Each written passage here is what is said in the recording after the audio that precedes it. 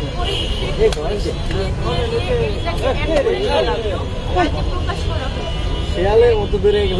মূলত অ্যারেস্ট করা হয়েছে সকাল 7:30 বাজে গোপীবাগ।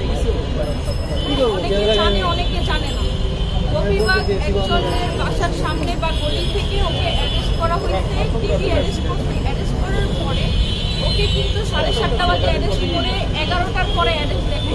এই যে 4 ঘন্টা এবং 4.5 ঘন্টার সময় ওকে অমানবিক নির্যাতন করা হয়েছে। ডিবি পুলিশ আমাদেরকে ওপর কোনো সন্ধান দেয় নাই। তারা সকাল 11:30টার পরে যখন মিডিয়া যাচ্ছে, তারপরে থেকে রাত 12টা পর্যন্ত তারা ঢাকার বিভিন্ন জায়গায় ওকে নিয়ে ঘুরছে। তারা কিন্তু ওকে 24 ঘন্টার মধ্যে কোর্টে উঠে দেয়। 2 তারিখে দুপুর 3টার পরে ওকে কোর্টে উঠেছে এবং 10 দিনের রিমান্ড দাবি করছে, এটা সবাই জানে, এবং 4 দিনের রিমান্ড মঞ্জুর করছে। আমার লয়ার বলছিল, অর্থাৎ অপুর লয়ার বলছিল যে অপু কিন্তু মূলত জুলাইয়ের আহত যোদ্ধা, তার কিন্তু নিউরো হসপিটালে চিকিৎসাধীন অবস্থায় সে এখনো আছে, তার ব্রেনে ড্যামেজ আছে।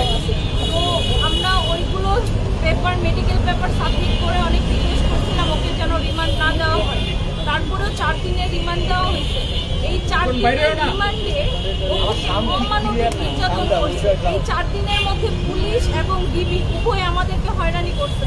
আমি গুলশান থানা টু ডিবি অফিস টু আবার গুলশান থানা থেকে আমি কেরানীগঞ্জ কারাগার পর্যন্ত ওপর জন্য খোঁজ খবর নিয়েছি। 3 তারিখে যেটা হয়েছে, 2 তারিখে তো রিমান্ডে নিয়ে চলে গেল।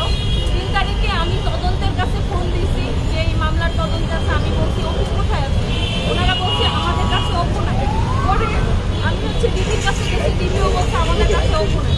পরে আবার আমি যখন গুলশান থানায় তদন্তের কাছে গেলাম, উনি বললো যে আমরা অপুকে কোর্টে চালান করে দিচ্ছি, অপু আমাদের কাছে না। বলতে পারে ওনাদের তদন্তের স্বার্থে ওনারা আমাকে মিথ্যা কথা বলছে, কিন্তু ওনারা আমাকে এইটুকু বলতে পারছে যে অপু আমাদের কাছে আছে।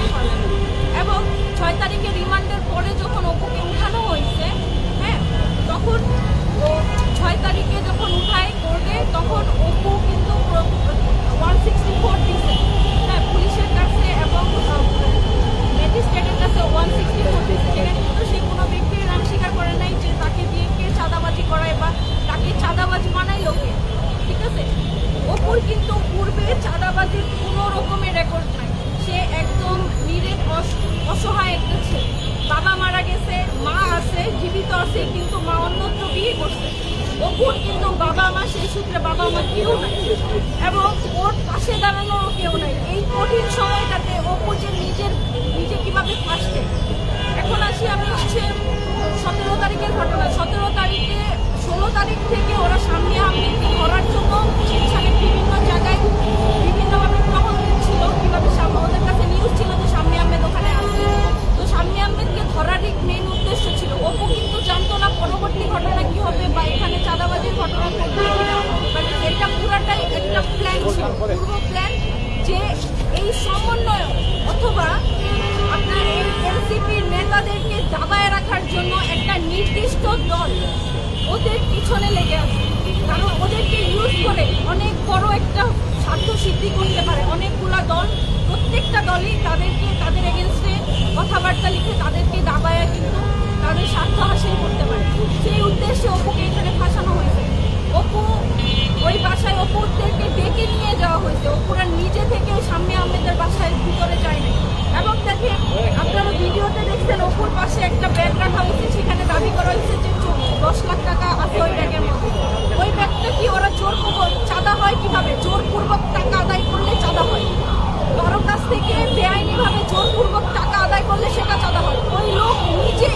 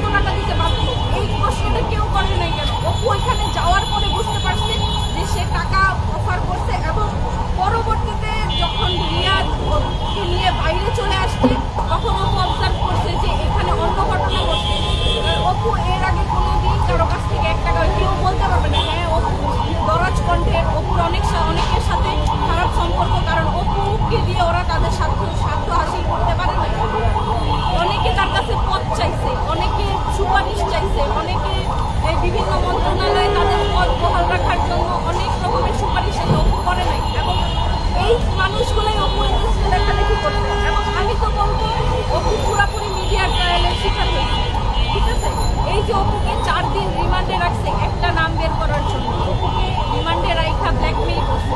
কিরকম ব্ল্যাকমেইল? 2000 পুলিশ হত্যা